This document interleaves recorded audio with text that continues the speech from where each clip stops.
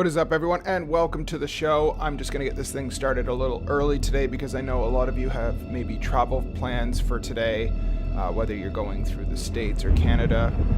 Today seems to be mostly affected by in the States as opposed to Canada. Tomorrow it looks like southern Ontario on the eastern portion is going to get pretty hard with the amount of snow coming. So I want to get to this right away just to give you the information that you need to know if you are traveling today. I hope you have stocked up a little bit, especially if you are going to be in the area of the ice accumulation that's going to be happening. You're probably going to lose power for a few days because ice is very dangerous. It's very heavy on power lines. Trees are going to fall over.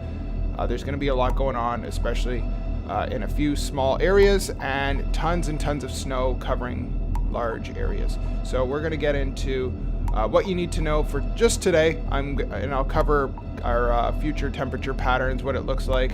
The future doesn't look bright if you don't like the winter that you're experiencing so far this year. But the good news is we are going to be heading into February soon. We are starting to notice daylight is lasting a little bit longer now. Especially where I am, I noticed we're getting a half hour more of sunlight on each end right now, so it's starting to come back a little bit.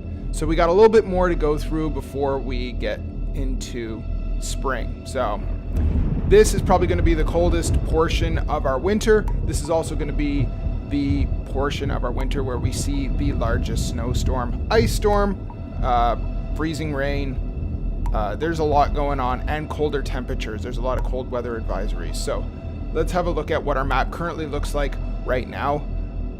This is a massive storm covering up tons and tons of areas. As you can see, this storm is pretty much all the way west to New Mexico through the about 80% of Texas, which is absolutely massive, through Oklahoma, Kansas, Missouri, Arkansas, Kentucky, Indiana, Illinois, Ohio, all the way up the East Coast. We have West Virginia, Pennsylvania. I believe even the Carolinas are being affected by this storm. The only portion of the states right now that you're safe on the East Coast is if you're in Florida. So this is a massive storm all the way up into Maine. And I think our heaviest areas of snow are looking to be in Pennsylvania and in New York. That whole upper East Coast of the states is going to be absolutely clobbered by tomorrow at the end of the day before this whole system moves out over the ocean. So let's have a look. The light pink that we're seeing on the map, which is covering a majority of our alerts right now on the map, is the winter storm warnings. If you're in this area, you are going to get absolutely hammered by the amount of snow that's coming to you. There's winter weather advisories if you're on the outskirts. If you're in southern Ontario, where I am, I would say tomorrow you're probably going to have some kind of winter weather advisory. I don't think you're going to see a ton of snow if you're close to where I am, about an hour from Detroit. If you're on that side of Ontario, you're probably going to see about 4 or 5 inches. If you're closer to the Toronto region, I believe you're going to see closer to a foot of snow. It's going to be quite treacherous that way. If you are traveling, I would do so today. Do what you got to do and head back in for tomorrow. I assume the airports have seen tons and tons of cancellations in the last 24 hours, and this will be for the next 24 to 48 hours as well, because there's going to be quite a big storm. The darker pink that we're seeing is the ice storm. If we're looking on the east side of Texas, that colored purpley pink, that is your ice storm warning, and we're seeing amounts about 3/4 of thickness of ice from the freezing rain, and that is very dangerous. We're going to see tons of power outages from that. It's unfortunate. And if you actually look at the very southern tip of Texas, there is a freeze watch. So this thing is massive. This is where we're seeing two fronts meet. We're seeing the moisture from the Gulf of Mexico come up and join the cold weather that's coming down from Canada, and it's that whole moisture is meeting up with the freezing cold temperatures, and it's dropping tons and tons of snow. That's why I think this is going to be the biggest snowstorm of our season. So there's tons and tons of alerts. We're seeing a winter storm watch. We're also seeing cold weather advisories through tons and tons of areas as well. I don't know if it's actually shown on this map, but I will get to the temperatures in a second. Let's see. So this is just the overall accumulation in the next 48 hours that we're going to see. And the whole Pennsylvania, New York, those states there, Maine, Massachusetts, those areas are going to be the hardest hit by this storm. As you can see, it's just the darker. We're looking at like 15, 16 inches of snow. If you're in Texas, you're going to see probably about 5-6 inches of snow all the way. And you can see just the direction this thing travels. It goes east. Oklahoma, Kansas will see a little bit of snow. Oklahoma's right into it. And as you head further east, Iowa, Illinois, Ohio, the snow gets more and more deep, more and more to the snow. And it just and that northeastern tip is where you can see the hardest hit areas of this. If you're in southern Ontario like myself, you're going to see probably 4 to 5 inches of snow. Depending, we'll see. We are just seeing the side effects. We won't get completely clobbered. If you're in the Toronto area, though, you can probably see around 10 to 12 inches of snow. But that'll be tomorrow, not today, because this thing is still traveling from west to east. These are going to be your actual amounts that we're seeing. So there are some areas where you're going to see about 20 inches of snow. It depends on the model that you're looking at. But by Monday, it looks like this is our total amounts here.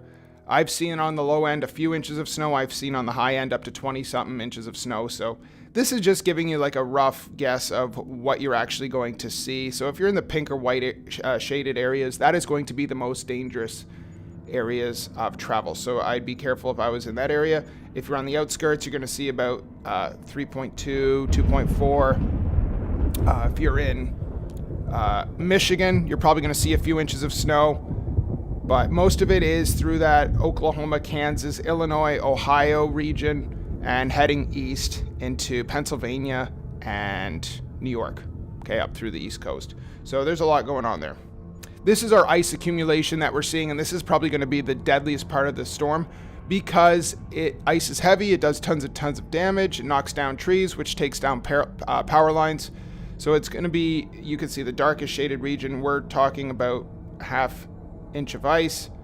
There could be more, could be less. This is kind of like a very accurate, I'd say it's a pretty accurate guess. But these are going to be the areas that are actually seeing the freezing rain that will accumulate into ice. And it'll be dangerous. So if you're in those areas, please do not travel. The roads will be very slick. You're going to see tons and tons of accidents on highways, roads, streets. So I hope that you've done your shopping if you needed to get some supplies for the next few days, because you are going to see power outages from this for sure. This is a massive ice storm. Okay, and let's just take a look. This is what our precipitation is going to look like over the next 48 hours. You can see how it starts through Texas, comes up through the East Coast. That red-ish is the freezing rain, and the sleet is like the purpley color that we're seeing. And this, like I said, this takes place over 48 hours. It should be gone by Monday morning out east. It should be gone. But you can see how this thing just comes together real hard and real fast, comes up that East Coast. Southern Ontario, for me, will be the area that will see some side effects. But if you're in the Toronto area, you will get a lot of snow from this. You are on the heavier side. So if you're on the southern portion of that, you can see that the green would be rain, precipitation in the form of rain. You don't have to worry about slick roads or anything like that. You do come close, but this is what we're looking at. So if you're wanting an accurate guess, this is the correct information to be looking at right here.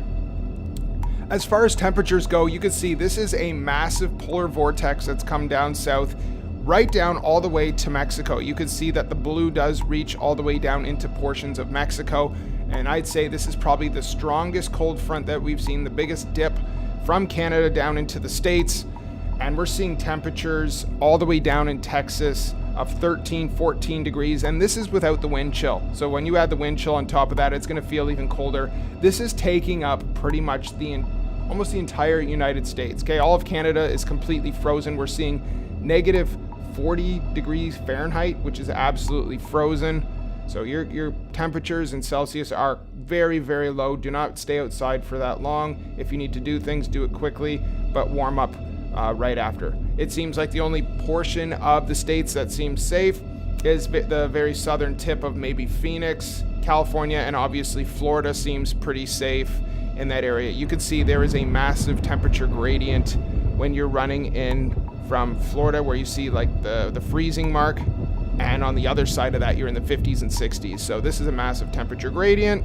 This is a strong, strong dip in the polar vortex that is completely hounding Canada and the US right now.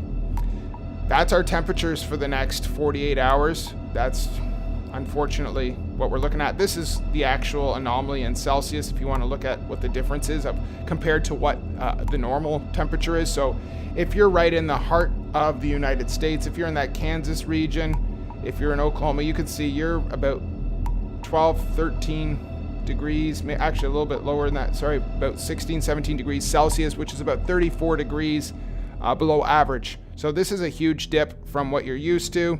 The only portion of North America that looks like it's above average is, once again, Florida, Georgia, Southern Carolina, and North Carolina. So there's just a few spots, and with the temperatures fluctuating up and down, I'm assuming that it'll be just Florida that's experiencing above average temperatures.